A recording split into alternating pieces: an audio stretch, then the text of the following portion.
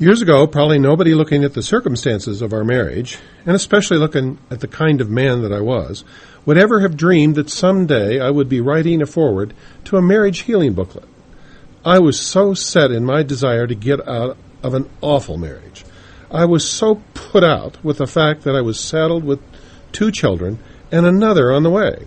I was so in love, or lust, with another woman, it happened to be Marilyn's best friend, who, quote-unquote, understood me. I was driven by the lust for money. I was trapped by pornography and alcohol.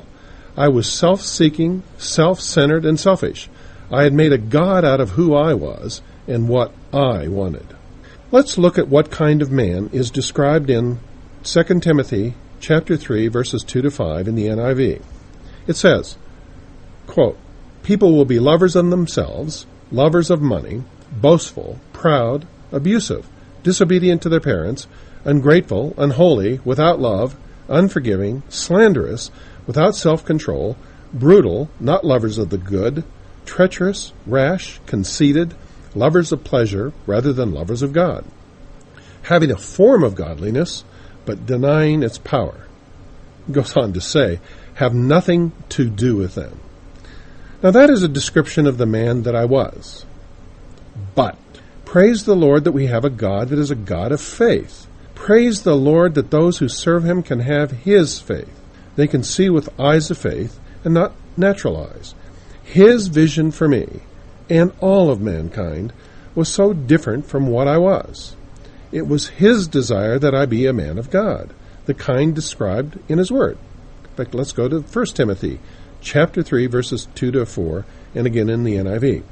And that speaks of a godly man who, quote, must be above reproach, the husband of one wife, temperate, self-controlled, respectable, hospitable, able to teach, not given to drunkenness, manage his own family well, and see that his children obey him with proper respect.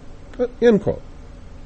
In addition, he wanted Marilyn, who was in covenant relationship with him, and me to have the kind of relationship that Adam and Eve had before the fall, to have the kind of relationship that is described in Jeremiah chapter 32, verses 38 to 41, that our marriage might be of one heart and one way, so that we might be blessed by him and be planted and bearing fruit in this world. It sure seems like it would have been so much easier for Marilyn to look at the circumstances. It seems that she would have been better off protecting herself by looking out for herself. But that is not the Lord's way. The essence of what he said to her was that if she would sell out to him and his word, there would be nothing preventing her from receiving all of the covenant blessings he promised in his word. Well, she did sell out to him and his word, and not to the world's way of doing things.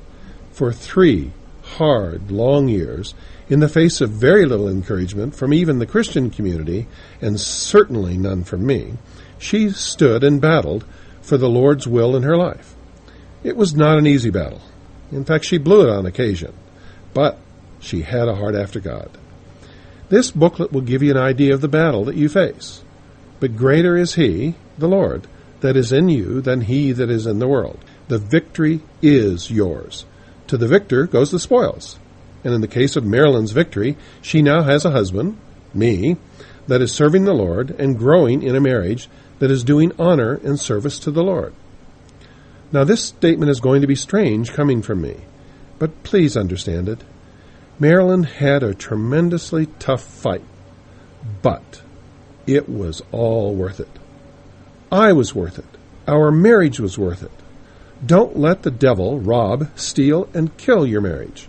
You and your spouse have a godly purpose for your marriage, that it be a powerful tool for the present in this disaster, but rather look to God's heart and vision for what it will be. Quote unquote, out of Ephesians 3:20, exceedingly abundantly above all that we ask or think. Well, I'm Mike Phillipps. I'm Marilyn's husband, and I just wanted to give her a P.S. Marilyn, I love you, and thank you so much for standing steadfast, despite all of the circumstances, for the healing of our marriage.